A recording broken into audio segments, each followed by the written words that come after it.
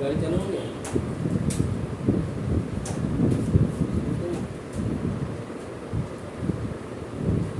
Hello दोस्तों, आज हम बताएंगे आपको अकाउंट में एंट्री कैसे करते हैं, जर्नल एंट्री सिखाएंगे। इसके पहले हम कुछ क्लासेस लिए थे, वो बता चुके हैं अकाउंट क्या होता है। आज सिखाएंगे आप जर्नल एंट्री कैसे करेंगे। देखिए, जर्नल, इसे हिंदी में रोजनामचा कहते हैं।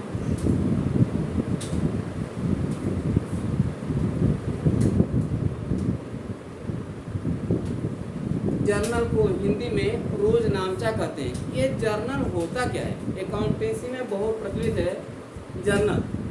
पर जितने भी व्यापारिक संस्थाएं हैं, वो जो भी ट्रांजैक्शन होता है, जो भी लेन देन होता है, उसे रिकॉर्ड करने के लिए एक रजिस्टर तैयार करती हैं, एक पुस्तक तैयार करती हैं।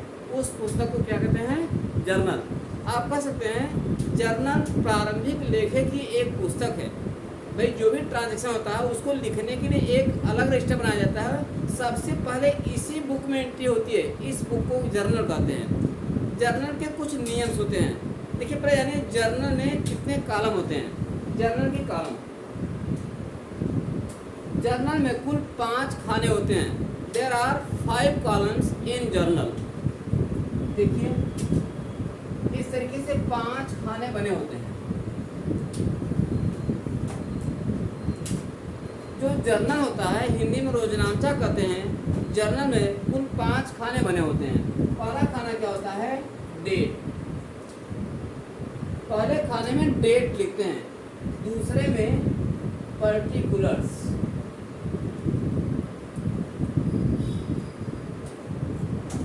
दूसरे खाने में पर्टिकुलर्स लिखा है। पर्टिकुलर्स माने क्या होगा? विवरण, डिटेल लिखा जाएगा। भाई, किससे माल खरीदा, किसको माल बेचा, क्या खरीदा गया, क्या बेचा गया, कहाँ खर्च हुआ, जो भी ट्रांजैक्शन है, सारे ट्रांजैक्शन को लिखने के लिए ये रोजनामचा बनाया जाता है। इसमें पहला कॉलम डेट है, दूसरा क्या है? पर्टिकुलर। पर्टिकुलर में उसका डिटेल लिखेंगे। और फिर अगला कॉलम होता है एलएफ।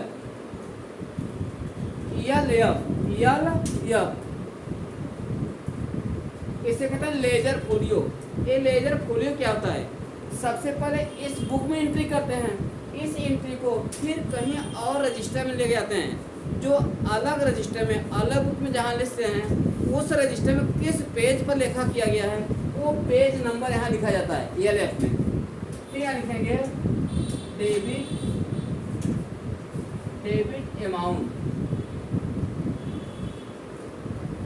डेबिट अमाउंट, और एक होगा क्रेडिट अमाउंट।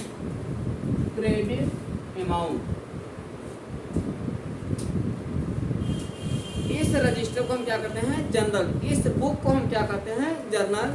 इसमें 5 खाने बता दिया, ये 5 खाने होते हैं। अब इसमें ट्रांजैक्शन को लिखने का क्या नियम है? भाई, कोई लेन देन हुआ, उसको लिखने का क्या रूल है? देखिए, यहाँ पे लिखा है डेबिट, यहाँ पर लिखा है क्रेडिट। हम कैसे जानेंगे कौन सा अमाउंट डेबिट में लिख रहा है, कौन सा अमाउंट क्रेडिट में लिखा है? भाई, कॉमर्स में डेबिट क्रेडिट का बहुत महत्व है, और डेबिट क्रेडिट का नियम जानना मोस्ट इम्पॉर्टेंट है। इसकी शुरुआत ही डेबिट और क्रेडिट होती है। आइए आपको बताते हैं डेबिट और क्रेडिट का क्या नियम है। इसको जर्नल का नियम भी कहते हैं। जर्नल में लेखा करने के नियम देखिए,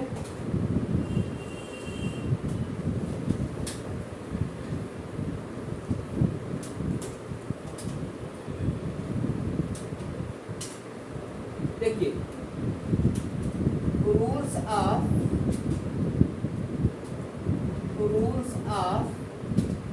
debit and credit. Rules of debit and credit. DR में क्या होता है? डेबिट। सीआर में क्या होता है? क्रेडिट। डीआर में क्या होता है? Debit record. डीआर का फुल फॉर्म क्या होता है? Debit record. और सीआर का full form credit record. Debit को हिंदी में क्या कहते हैं? रीडी। डेबिट को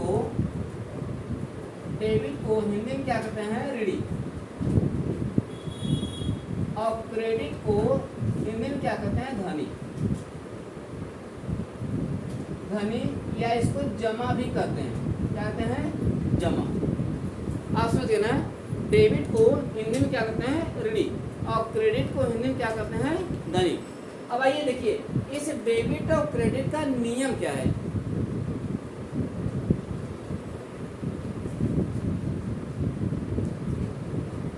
इस डेबिट और क्रेडिट के नियम को रूल्स ऑफ जर्नल भी कहते हैं। भाई जर्नल में लेखा करने का जो नियम है उसी को चाहे आप कहिए rules of debit and credit, या फिर कहिए रूल्स ऑफ जर्नल।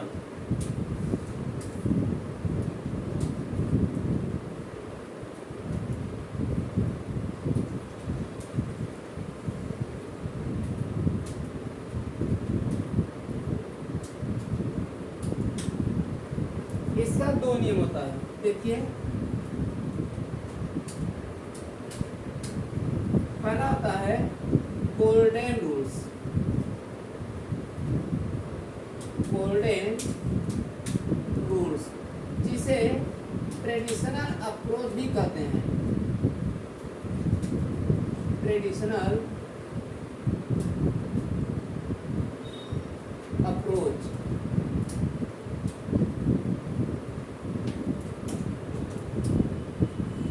ऐसे कहते हैं मॉडर्न रूल, मॉडर्न रूल। याद रखिए, जो डेबिट और क्रेडिट का दो नियम होता है।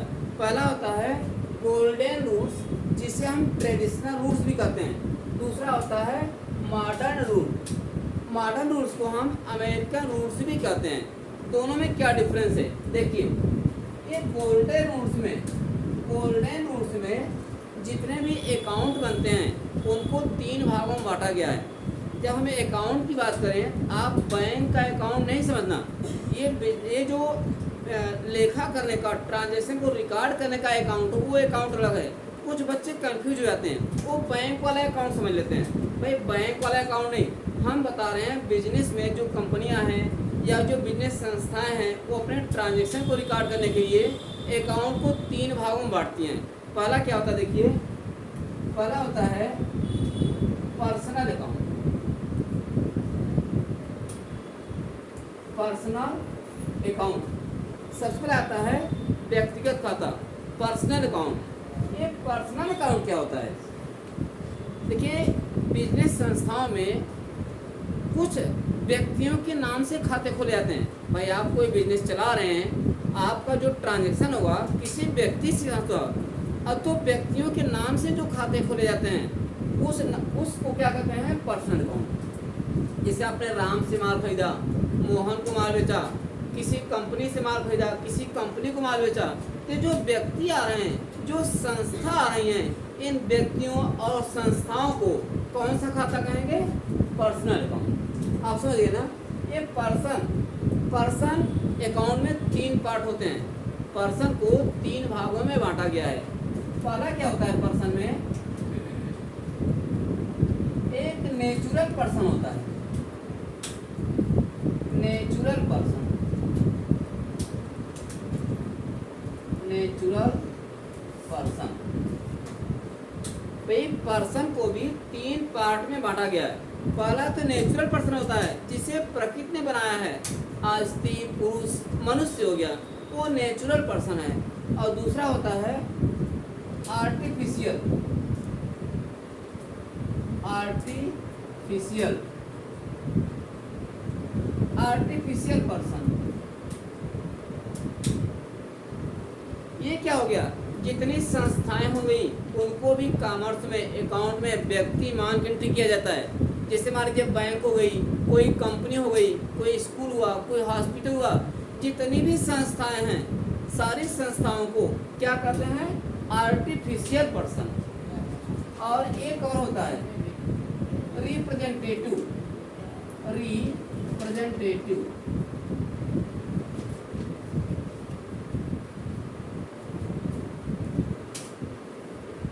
ये रिप्रेजेंटेटिव क्या होता है? ये किसी समूह को प्रदर्शित करता है। भाई पर्सन में कुछ पर्सन का जो ग्रुप हो गया, पूरे ग्रुप को जो दिखाता है वो क्या हो गया? रिप्रेजेंटेटिव पर्सन हो गया। जैसे मान लीजिए हमने बोल दिया डेटर्स। डेटर्स क्या होता है? जिन लोगों को मैंने उधार माल बेचा है वो क्या है? डेटर्स हैं। वो डेटर्स का पूरा ग्रुप हो गया, वो क्या हो गया? रिप्रेजेंटेटिव। अब देखिए मैंने बताया पर्सनल अकाउंट। आप जानिए गोल्डन रूल्स में अकाउंट को 3 भागों में बांटा गया है। पहला क्या है? Personal account. अब देखिए दूसरा क्या होता है?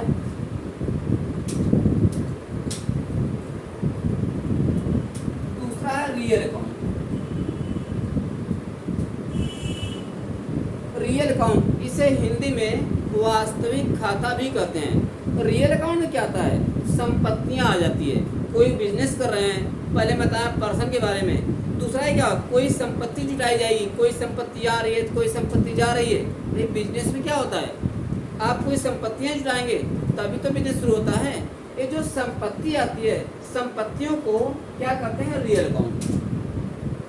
और तीसरा होता है नॉमिनल अकाउंट।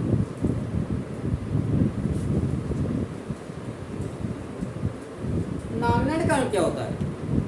बिजनेस में जो खर्च होगा या इनकम होगा वो सब कहाँ जाएगा? नॉमिनल अकाउंट में। आप समझ चुके हैं ना? बिजनेस में जितने भी ट्रांजैक्शन होंगे, जितने भी लेन देन होंगे, उनको 3 भागों में बांटा गया है। 3 पार्ट करते हैं। पहले किसी पर्सन से लिया गया या दिया गया। रियल अकाउंट में क्या हुआ? कोई संपत्ति आएगी तो कोई संपत्ति जाएगी। नॉमिनल अकाउंट क्या हुआ? इसमें खर्चे दिखाएंगे, कुछ खर्च होगा कुछ इनकम होगा। आप समझ चुके हैं? ये ट्रांजैक्शन को 3 भागों में बांटा जाएगा। या कहिए खाते कितने प्रकार के होते हैं? खाते 3 प्रकार के होते हैं, पर्सनल अकाउंट, रियल अकाउंट और नॉमिनल अकाउंट। अब देखिए ये तो था गोल्डन रूल। गोल्डन रूल्स में खातों को 3 भागों में बांटा गया है। अब दूसरा क्या था? Modern rule. मॉडर्न रूल, ये मॉडर्न रूल्स क्या है? देखिए गोल्डन रूल बहुत पहले चला है। मॉडर्न रूल्स में क्या किया? ट्रांजैक्शन को 5 भागों में बांट दिया गया। आप समझ पा रहे ना?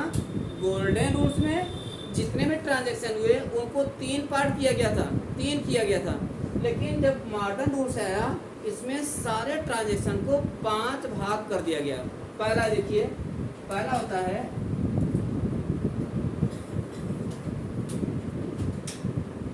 पहला हो गया कैपिटल। मॉडर्न में जितने भी ट्रांजैक्शन है 5 भाग किया गया। पहला क्या हो गया? कैपिटल। और दूसरा क्या हो गया? लायबिलिटी।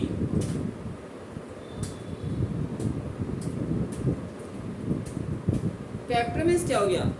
व्यवसाय के स्वामी ने, बिजनेस के ओनर ने जो कमा के पैसा लगाया बिजनेस में, वो तो कैपिटल हो गया। और इसके अलावा क्या करता है भाई? कहीं से लोन ले लिया, लोन लेके बिजनेस चला रहा है, वो क्या हो गया? लायबिलिटी हो गया। तो कैपिटल लायबिलिटी में डिफरेंस हो जाना है। कैपिटल मीन्स क्या हो गया? तो जो बिजनेस का ओनर है, व्यापार का मालिक है, उसने कमा के पैसा लगाया है, किसी से उधार नहीं लिया है, किसी से लोन नहीं लिया है, जो पैसा कमा के स्वयं लगाया वो तो हो गया कैपिटल। और लायबिलिटी क्या हो गया? भाई किसी से उधार लेके बिजनेस चला रहा है, कहीं से उधार माल खरीद बिजनेस चला रहा है, किसी से काम कराया पैसा नहीं दिया है, अभी उधारी है, वो सब क्या है? लायबिलिटी है। तो बिजनेस में एक कैपिटल क्या हो गया? प्रोप्राइटर का, मालिक का, खुद का कमाया हुआ धन है। और लायबिलिटी क्या होगा? जो किसी से लोन लिया गया, किसी से उधारी है, जिसको जो देना बाकी है। लायबिलिटी में क्या होता है? देना बाकी। और तीसरा होता है एक्सपेंसेस।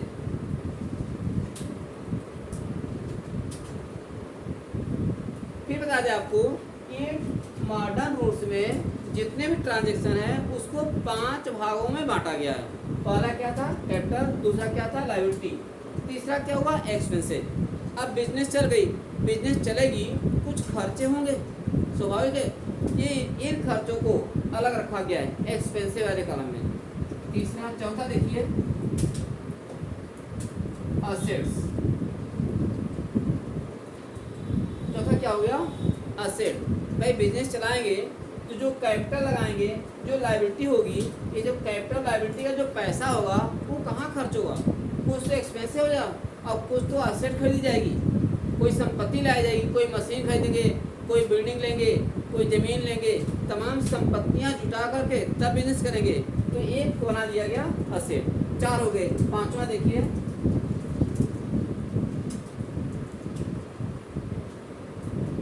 रेवेन्यू। रेवेन्यू कहिए या फिर इनकम कहिए, इनकम। तो इन चारों का लास्ट में क्या होगा, हमारा कुछ इनकम होगा, बिजनेस चलाएंगे तो कुछ रेवेन्यू जनरेट होगा, कुछ इनकम होगा। आपने देखा सारे ट्रांजैक्शन को 5 भागों में बांटा गया। इस तरीके से जर्नल के जितने भी नियम हैं पहले 2 पार्ट किया गया।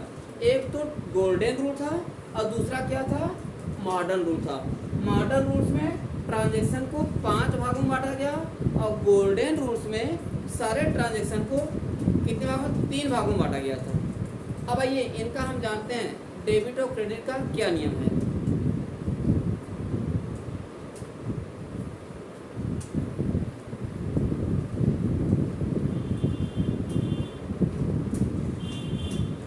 देखिए गोल्डन रूल्स,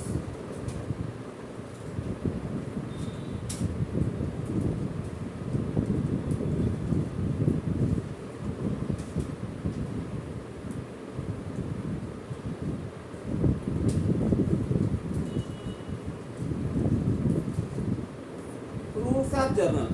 जर्नल का अब गोल्डन रूल्स बताएंगे डिटेल में।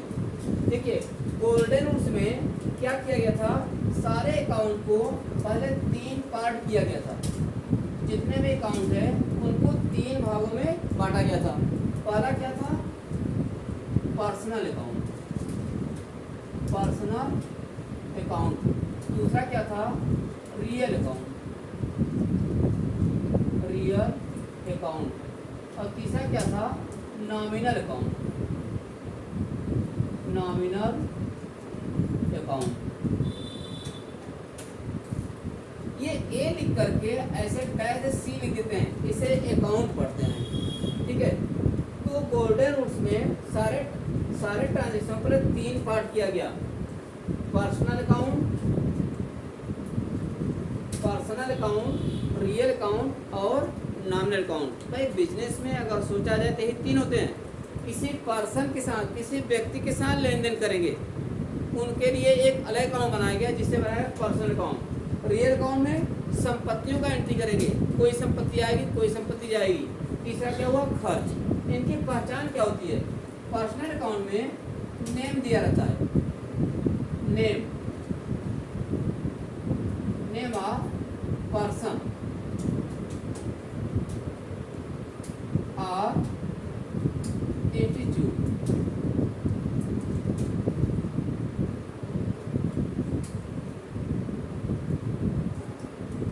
इसमें क्या जाएगा, किसी आदमी का नाम हुआ, किसी संस्था का नाम हुआ। इसके अलावा कुछ ऐसे अकाउंट होते हैं जो किसी व्यक्ति की ओर संकेत करते हैं, वो भी कहाँ आते हैं, पर्सनल अकाउंट में। और रियल अकाउंट में क्या होता है, असेट्स। रियल अकाउंट में सभी संपत्तियां आती हैं। संपत्तियां तो चाहे इनटेंजिबल हो या फिर टेंजिबल हो। फिर असेट भी 2 होती है, एक टेंजिबल होती है, एक इनटेंजिबल होती है। टेंजिबल असेट होती है जो दिखाई दे रही है, जैसे बिल्डिंग हुआ, लैंड हुआ और मशीन हुआ, फर्नीचर हुआ, ये सब दिखाई देते हैं, इन्हें कहते हैं टेंजिबल असेट। और इनटेंजिबल असेट क्या होती है, जो दिखाई तो नहीं देती है, देखिए उसका रोल बहुत बड़ा होता है। जैसे गुडविल हुआ, पेटेंट राइट हुआ, ट्रेडमार्क हुआ, कॉपीराइट हुआ। तो जितने भी असेट हैं वो असेट, रियल अकाउंट क्या आएगा, असेट। और नॉमिनल अकाउंट क्या आ जाएगा, इसमें आएगा एक्सपेंसेस, और इनकम, प्रॉफिट और लॉस। नॉमिनल अकाउंट में एक्सपेंस खर्च होगा, इनकम होगा, प्रॉफिट होगा, लॉस होगा। अब देखिए इन तीनों का नियम क्या है, रूल जानिए। पर्सनल अकाउंट क्या नियम है,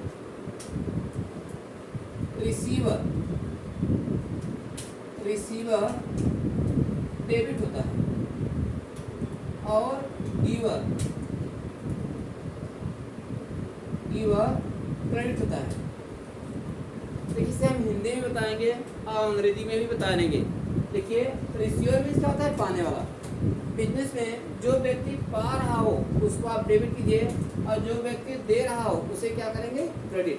फिर ध्यान दीजिए, जिसको मैंने कोई चीज़ दिया वो पा रहा है, उसको अपने खाते में क्या करेंगे, डेबिट। और जिससे मुझे कुछ मिला वो मुझे दे रहा है, उसको क्या करेंगे, क्रेडिट।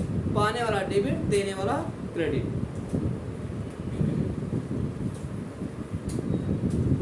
अब ये रियल अकाउंट क्या नियम है, comes debit, comes debit, goes credit, goes credit.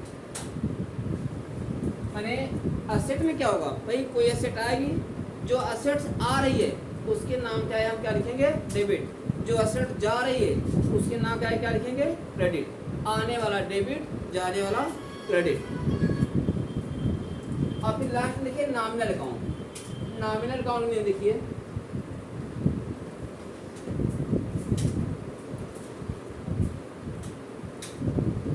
इसका क्या नियम है, expenses debit, expenses and losses debit. Expense और लॉस इन दोनों क्या करेंगे, डेबिट करेंगे। अगर कोई खर्च हो रहा है, कोई हानि हो रही है, उसे क्या करेंगे, डेबिट। और income, income and profit,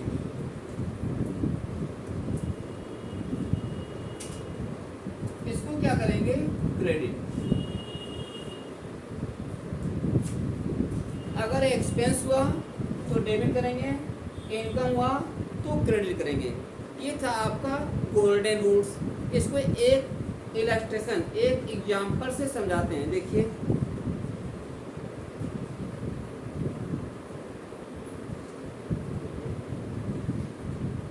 journal entry करते समय ये तीनों रूल्स अलग अलग नहीं आते हैं, कभी कभी तीनों एक साथ मिल जाते हैं। जैसे एक ही ट्रांजैक्शन में आप पर्सनल अकाउंट का भी नियम लगाएंगे और रियल अकाउंट का भी नियम लगाएंगे। कुछ बच्चे सोचते हैं ना कि पर्सनल अकाउंट का नियम अलग हुआ, रियल अकाउंट नियम अलग हुआ। नहीं, एंट्री करते समय कोई जर्नल का जब ट्रांजैक्शन हुआ, हम जर्नल एंट्री कर रहे हैं तो एक ही एंट्री में दोनों नियम लग जाते हैं। जैसे देखिए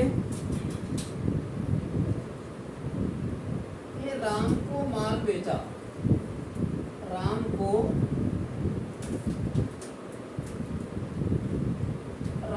मशीन बेचा, मशीन बेचा।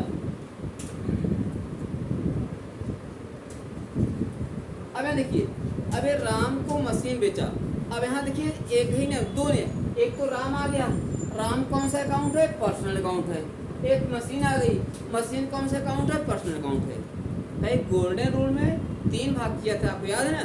3 में से अगर किसी व्यक्ति का नाम आ गया, किसी व्यक्ति का नाम आ गया तो व्यक्ति कौन सा नियम है, यह है पर्सनल अकाउंट। ये क्या है, पर्सनल अकाउंट। और यहाँ ये संपत्ति आ गई, मशीन क्या है, हमारी संपत्ति है। ये क्या हो गया, रियल अकाउंट, रियल अकाउंट। अब इसका अगर एंट्री करेंगे, जैसे राम को माल बेचा, इसका एंट्री करेंगे तो दोनों नियम लगेगा, पर्सनल अकाउंट का भी नियम और रियल अकाउंट का भी नियम लगेगा। अब देखिए जैसे हमने राम को माल बेचा, हमारी कोई बिजनेस चल रही है, हमारी कोई कंपनी चल रही है, हमने राम को माल बेचा। अब सोचिए राम ले रहा है, हमने राम को माल बेचा, राम को मशीन बेचा। अगर राम को मशीन बेचा तो राम ले रहा है, लेने वाला क्या होगा, डेबिट। यहाँ लिखेंगे राम डेबिट, राम क्या लिखेंगे, डेबिट लिखेंगे। राम को डेबिट क्यों किया, क्योंकि राम पा रहा है, राम ले रहा है। भाई हमने राम को मशीन बेचा तो राम ले रहा है, लेने वाला क्या होगा, डेबिट। अब मशीन, फिर मशीन को क्या करेंगे, मशीन हमारे पास से जा रही है तो क्या लिखेंगे, टू मशीन, टू मशीन। ये राम को डेबिट क्यों किया, राम पा रहा है, ले रहा है, और मशीन को क्रेडिट क्यों किया, क्योंकि मेरे पास से मशीन जा रही है। एक कंफ्यूजन होती है बच्चों को, क्या, क्योंकि यहाँ डी आर तो लिखा हमने लेकिन सी आर नहीं लिखा। कुछ बच्चे सोचते हैं कि डेबिट तो लिखा सर ने, देखिए क्रेडिट क्यों नहीं लिखा। बेटा ये रूल्स है ना, सिर्फ 2 लगा दो क्रेडिट बन गया, क्रेडिट लिखने की आवश्यकता नहीं होती है। ठीक है, डेबिट तो लिखते हैं लेकिन यहाँ जिसे मैंने क्रेडिट किया उसके सामने क्रेडिट नहीं लिखते हैं। हालांकि अगर आप कंप्यूटर सीखते हैं, टैली सीखते हैं, तो टैली में लिखा रहता है, डी आर भी लिखा रहता है और सी आर भी। अब देखिए आप समझ गए ना, यहाँ एक ही एंट्री में 2 नियम है, पर्सनल अकाउंट का भी नियम लगा और रियल अकाउंट का भी नियम लग गया। तो ये जरूरी नहीं है कि हाँ सबको अलग लगे। जो सवाल लगाते समय आपको, न्यूमेरिकल लगाते समय आपको ऐसा भी होगा कि एक ही ट्रांजैक्शन में दोनों अकाउंट आ जाए।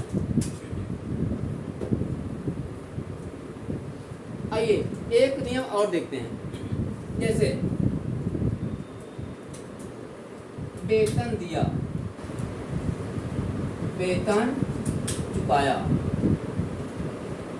Payment of salary, payment of salary, payment of salary. अगर आप सैलरी का पेमेंट कर रहे हैं तो क्या एंट्री करेंगे। अब देखिए एंट्री करते समय आप मान लिया करिए आप किसी बिजनेस में बैठे हैं, आप किसी बिजनेस के अकाउंटेंट हैं, आपको अपनी संस्था का एंट्री करना है। जैसे हमारी कोई दुकान से हमारी कंपनी चल रही है, तो हमारी कंपनी किसी को सैलरी दे रही है, तो आप क्या एंट्री करेंगे। पहले जानिए ये सैलरी हमारे लिए क्या है, खर्च है। जैसे सैलरी का पेमेंट किया, किसी को वेतन दिया, तो हमारे लिए तो खर्च है। और खर्च क्या बताया गया था, जब ये सैलरी का पेमेंट करेंगे तो सैलरी तो खर्च हो गया। अब ये कौन सा अकाउंट है, नॉमिनल अकाउंट है। सैलरी क्या हो गई, nominal account.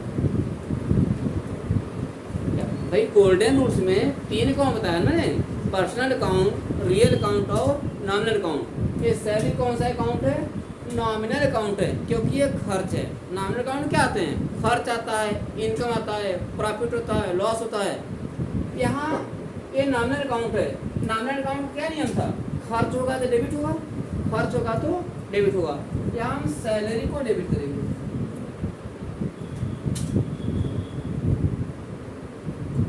Salary account debit. हम सैलरी को डेबिट क्यों कर रहे हैं, क्योंकि हमारा एक खर्च है, किसी को वेतन दिया तो खर्चा हुआ भाई, और उसे क्या करेंगे, डेबिट। ये हो गया। अब सुनिए, अगर हम सैलरी का पेमेंट करें तो मेरे पास से क्या जाएगा, कैश जाएगा। किसी का हमने वेतन दिया तो मेरे पास से कैश जा रहा है ना। कैश कौन सा अकाउंट है, रियल अकाउंट है। अब मैं बताना चाहता हूँ एक ही ट्रांजेक्शन में 2 अकाउंट आ सकते हैं। भाई सैलरी तो हमारा नॉमिनल अकाउंट हो गया, लेकिन जब सैलरी का पेमेंट करेंगे तो हमारे पास से कैश जाएगा। क्या लिखेंगे, to cash account, to cash account. अब ये कैश क्रेडिट क्यों हुआ, क्योंकि कैश जा रहा है। आपको बताया गया ना कि जो संपत्ति जा रही है वो क्या होती है, क्रेडिट होती है। हमारे पास से कैश जा रहा है, इसलिए कैश को क्रेडिट किया गया। आप समझ गए ना, एक ही ट्रांजेक्शन में 2 नियम लागू हो जाते हैं। एक तो नॉमिनल अकाउंट का नियम लागू हुआ, और कैश क्या है, रियल अकाउंट है। कैश क्या है, रियल अकाउंट है। तो एंट्री करते समय एक ही ट्रांजेक्शन में 2 अकाउंट आ सकते हैं।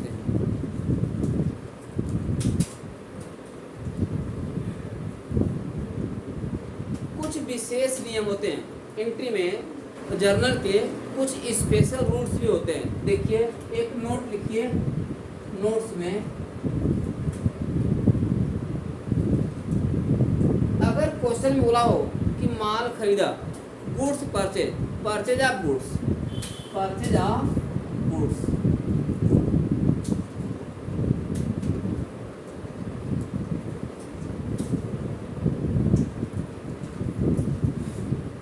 अगर बोला हो क्वेश्चन में माल खरीदा गया तो आप क्या लिखेंगे। याद रखिए, जहाँ पर गुड्स परचेज बोला हो कि माल खरीदा गया, तो वहाँ जर्नल एंट्री करते समय हमेशा हम परचेज को डेबिट करेंगे। परचेज अकाउंट डेबिट होगा। समझ ना, जहाँ पे गुड्स परचेज बोला हो, ये बोला हो माल खरीदा गया, तो माल खरीदने पर क्या लिखा जाएगा, परचेज अकाउंट डेबिट। ये माल क्या होता है ये मुझे सोचना पड़ेगा। गुड्स क्या होता है, याद रखिए एक ही वस्तु किसी के लिए माल हो सकती है, किसी के लिए क्या हो सकती है, संपत्ति। माल का मतलब क्या होता है, जिस वस्तु का हम बिजनेस कर रहे हैं, जिस वस्तु का बिजनेस कर रहे हैं वो हमारे लिए क्या है, माल है। जैसे मान लीजिए हम फर्नीचर के व्यापारी हैं, फर्नीचर के व्यापारी हैं तो फर्नीचर हमारे लिए क्या हो गया, माल हो गया।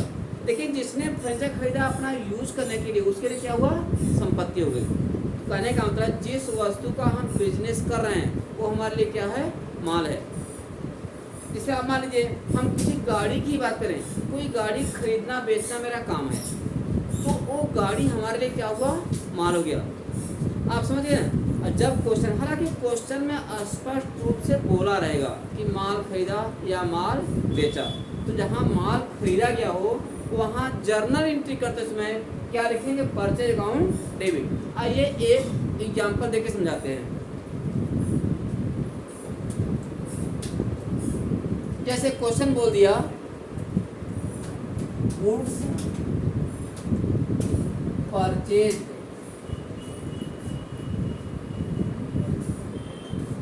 फ्रॉम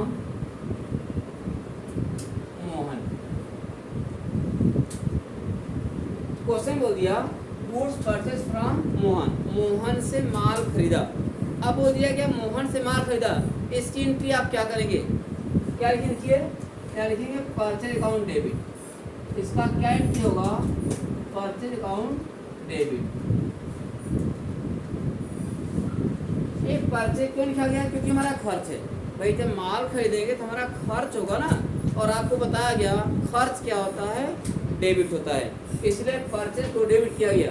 देखिए एंट्री में जानते रहिए, कोई डेबिट क्यों हुआ, कोई क्रेडिट क्यों हुआ, रट काम बचाओ। ये रट के चमत्कार नहीं होगा, रटना मना है। आप समझिए, समझने की कोशिश करिए। जैसे अगर परचेज डेबिट हो गया तो जानिए डेबिट हुआ क्यों, और 3 नियम लगाइए गोल्डन रूल्स का, बताया गया ना।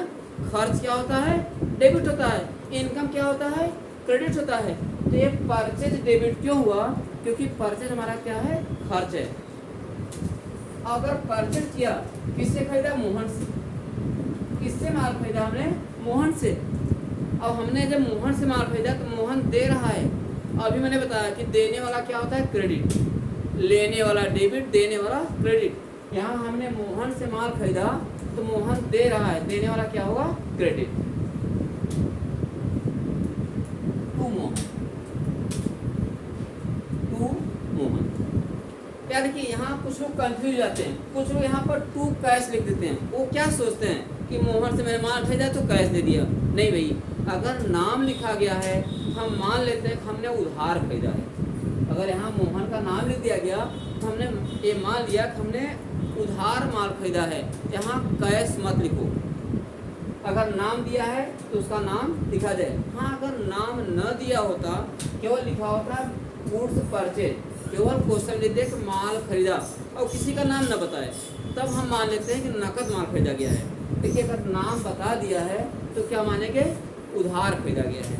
और उधारी में ये मोहन दे रहा है, देने वाला क्या हो गया, क्रेडिट। ठीक है, ध्यान दीजिए। हमने बताया कि परचेज कहाँ लिखा जाएगा, परचेज तभी लिखा जाएगा जब क्वेश्चन बोला हो कि माल खरीदा गया। अगर माल के अलावा और कुछ खरीदा हो तब वहाँ परचेज मत लिखना।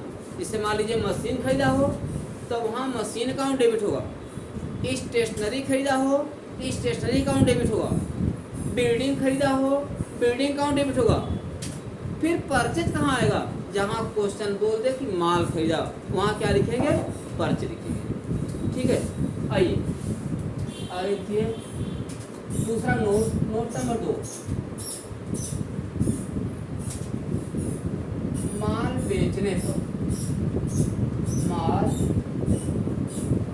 बेचने पर, sale of goods, sale of goods. अगर माल बेचा गया हो तो क्या लिखेंगे, अगर माल बेचा गया हो तो जर्नल करते समय हम क्या लिखते हैं भाई, जब माल बेचेंगे तो आपको इनकम होगा, इनकम होगा ना, खर्च होगा, इनकम होगा भाई, माल बेचेंगे। और आपको बताया गया है इनकम क्या होता है, क्रेडिट होता है। तो अगर गुड्स सेल किया गया हो, एंट्री करते इसमें क्या लिखेंगे, सेल। अगर क्वेश्चन बोला हो माल बेचा तो क्या लिखेंगे, सेल लिखेंगे। इसे एक उदाहरण समझाते हैं, एक एग्जांपल देके आपको एक्सप्लेन करते हैं।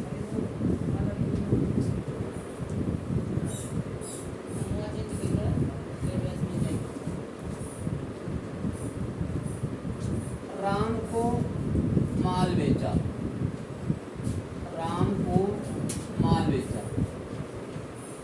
अगर क्वेश्चन आ जाए राम को माल बेचा तो क्या एंट्री करेंगे आप।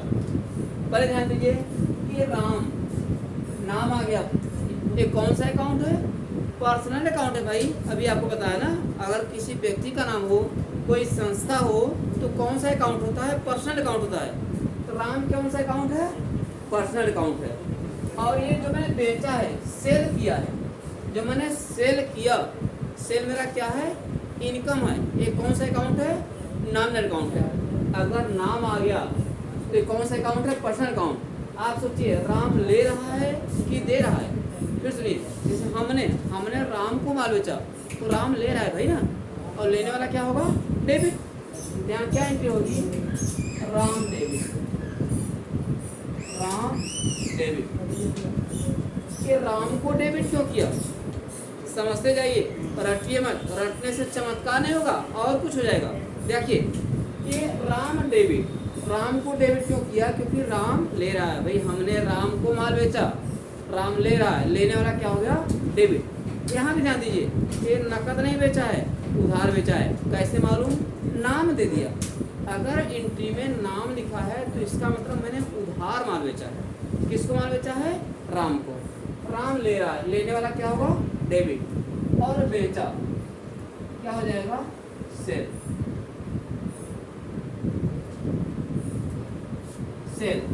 Ram debit to sale account. माल बेचा का क्या एंट्री होगा, सेल ऑफ गुड्स की क्या एंट्री होगी, Ram debit to sales account. अब सुनिए, सेल को क्रेडिट क्यों किया गया, ये जानते रहिए। डेबिट क्यों हुआ, क्रेडिट क्यों हुआ। गोल्डन रूल्स क्या कहता है, इनकम क्रेडिट होता है। इनकम क्या होता है, क्रेडिट। सेल को क्रेडिट क्यों किया, क्योंकि सेल करेंगे तो मेरा इनकम होगा भाई, और इनकम क्या होता है, क्रेडिट। राम को डेबिट क्यों किया, क्योंकि राम ले रहा है, लेने वाला डेबिट, और इनकम क्या हो गया, क्रेडिट। इस तरीके आपने देखा कि सेल कहाँ लिखा जाएगा, परचेज कहाँ लिखा जाएगा।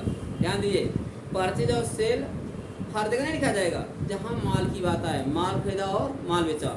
आइए क्या और एग्जाम्पल लेते हैं, जैसे से बोल दो, राम को मशीन बेचा, राम को मशीन बेचा। Sale of machine, sale of machine to Ram, sale of machine to Ram. इसे मैंने राम को मशीन बेचा, यहाँ सेल नहीं लिखेंगे, यहाँ हम सेल नहीं लिखेंगे, यहाँ हम क्या लिखेंगे, मशीन लिखेंगे, क्योंकि माल नहीं बोला है। अगर गुड्स सेल किया होता तो हम क्या लिखते हैं, सेल। यहाँ क्या एंट्री बनेगी, इसकी एंट्री क्या होगी, Ram debit to sales account, Ram debit to sales account. अब सुनिए, राम को मशीन बेचा तो राम ले रहा है, लेने वाला डेबिट, और मेरे पास से मशीन जा रही है तो हमने क्या लिखा, टू। ओ गलत हो गया, यहाँ सेल नहीं लिखे बेटा, यहाँ क्या लिखेंगे, मशीन।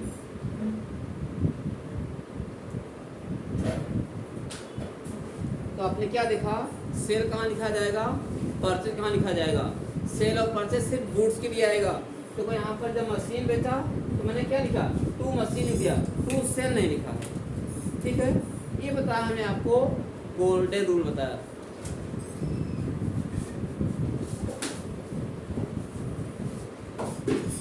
एक एग्जाम्पल और देखते हैं, देखिए, जैसे पेमेंट ऑफ, ऐसे देखिए, commission received, commission receive, commission प्राप्त हुआ, कमीशन प्राप्त हुआ।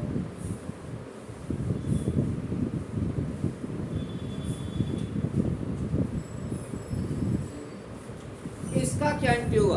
अगर बिजनेस बोल दिया जाए कमीशन प्राप्त हुआ, तो कमीशन प्राप्त होने पर क्या एंट्री होगा? ध्यान दीजिए, अगर कमीशन मिला है तो कुछ आ रहा है, एंट्री करते समय सोचा करो ना क्या आ रहा है क्या जा रहा है। भाई किसी बिजनेस में आप बैठे हैं, अकाउंटेंट बन गए, आप ये एंट्री करते समय सोचते रहिए क्या आ रहा है क्या जा रहा है, कौन ले रहा है कौन दे रहा है। जब कमीशन प्राप्त हुआ तो मेरे पास क्या आ रहा है? कैश आ रहा है भाई, कैश। और आने वाला क्या होता है?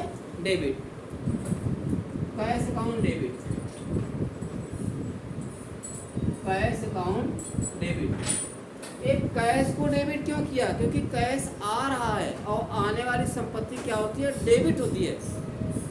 और कमीशन, कमीशन मेरे क्या हुआ? इनकम हुआ। कमीशन प्राप्त हुआ तो कमीशन तो इनकम हो गया। अब इनकम क्या होता है? क्रेडिट होता है टू कमीशन।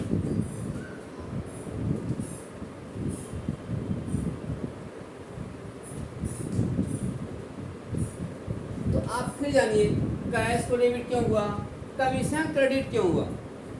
क्योंकि जब कमीशन प्राप्त हुआ तो मेरे पास आया क्या? कैश आया, कैश आया इसलिए कैश को डेबिट किया। और कमीशन मिला तो कमीशन मेरा क्या है? इनकम है। कमीशन क्या हुआ? इनकम है। इनकम क्या होता है? क्रेडिट होता है, इसलिए कमीशन को क्रेडिट किया गया।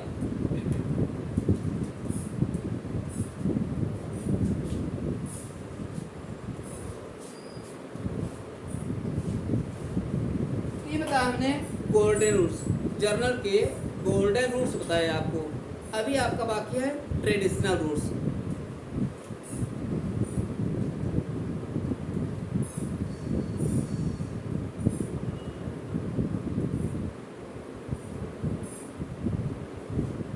मॉडर्न रूल्स, जर्नल के दो रूल बताया था, एक गोल्डन रूल था एक मॉडर्न रूल था।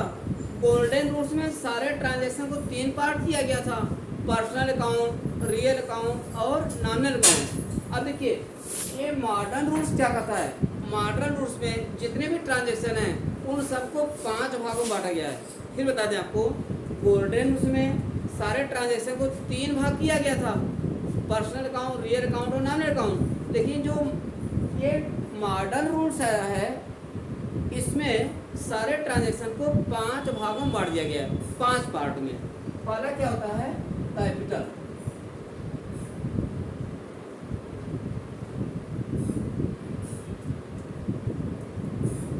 कैपिटल, कैपिटल, कैपिटल का क्या नियम है? इंक्रीज, डिक्रीज, डिक्रीज होने पर डिक्रीज डेबिट और increase credit, increase credit. Capital account का क्या नियम है कि अगर बढ़ता है, डिक्रीज माने घटना, इंक्रीज माने बढ़ना। अब आपको हिंदी बता चलेंगे, अगर ये डिक्रीज हुआ, कैपिटल घट रहा है तो कैपिटल घटने पर क्या हो जाएगा? डेबिट हो जाएगा। और कैपिटल बढ़ रहा है, बढ़ने पर क्या हो जाएगा? ये क्रेडिट हो जाएगा। और दूसरा है लायबिलिटी,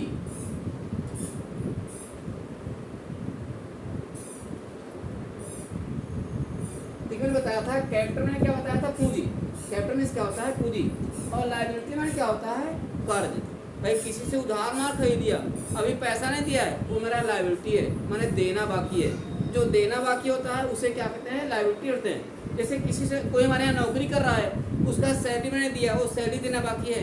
किसी ने हमारे यहाँ मजदूरी किया, अभी मजदूरी नहीं दिया, उसका देना बाकी है, देना बाकी, वो क्या होगा? लायबिलिटी होगा। इसका क्या नियम है? डिक्रीज, डिक्रीज डेबिट और increase credit, increase credit. Liability का क्या नियम है, अगर कोई लायबिलिटी घटती है तो जर्नल एंट्री करते समय उस लायबिलिटी को हम क्या करेंगे, डेबिट करेंगे। अगर कोई लायबिलिटी बढ़ती है तो जर्नल एंट्री करते समय उस लायबिलिटी को हम क्रेडिट करेंगे।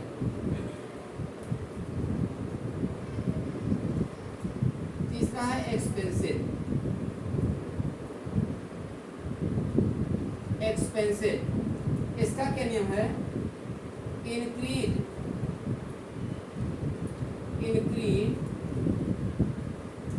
क्या हो जाएगा, डेबिट, और डिक्रीज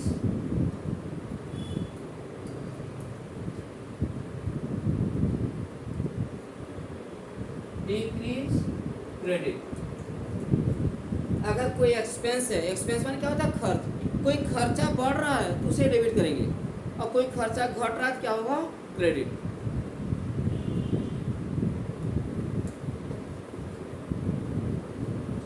अभी चौथा क्या देखिए, चौथा असेट्स।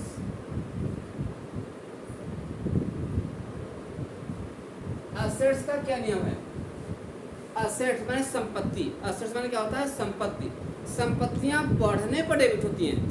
जर्नल एंट्री करते समय आप देखिए ध्यान से कि कोई ट्रांजैक्शन करने से अगर कोई असेट बढ़ गई, असेट्स बढ़ रही है तो उसको डेबिट कर देंगे। अब कोई असेट्स घट रही है तो क्या करेंगे, क्रेडिट। असेट बढ़ने पर डेबिट और घटने पर क्रेडिट।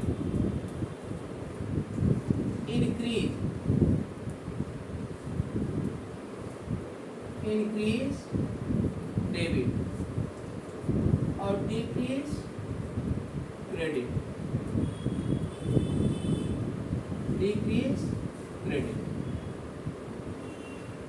और पांचवा है रेवेन्यू। ये रेवेन्यू माने क्या होता है, इनकम। रेवेन्यू में क्या होता है, इनकम।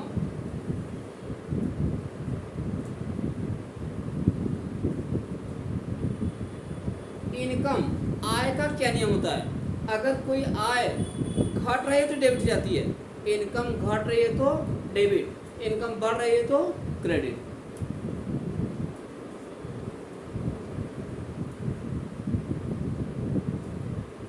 इंक्रीज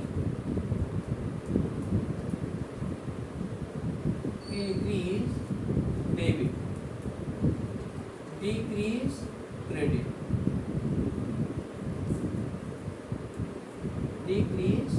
क्रेडिट, ये था आपका मॉडर्न रूल। इनकम बढ़ने पर क्या होता है, क्रेडिट। इनकम बढ़ने पर क्या होता है, क्रेडिट। ये मैं कर दिया होता, ये उल्टा हो गया, ध्यान दो।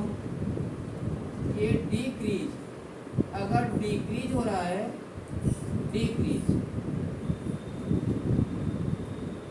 आपका क्या हो जाएगा, डेबिट, और इंक्रीज ये क्या हो जाएगा, क्रेडिट। इस तरीके हमने आपको दो रूल्स बताए, गोल्डन रूल्स और मॉडर्न रूल्स। गोल्डन रूल्स में सारे ट्रांजैक्शन को तीन भाग किया गया था, पर्सन अकाउंट, रियल अकाउंट और नॉमिनल अकाउंट। और ट्रेडिशनल रूल्स में, यानी जो मॉडर्न रूल्स है, सॉरी मॉडर्न रूल्स है, मॉडर्न रूल्स में सारे ट्रांजैक्शन को 5 भाग किया गया ना। कौन कौन सा था, कैपिटल था, लायबिलिटी था, एक्सपेंसेस था, असेट्स था और इनकम था। इन सब का नियम आपको बताया गया।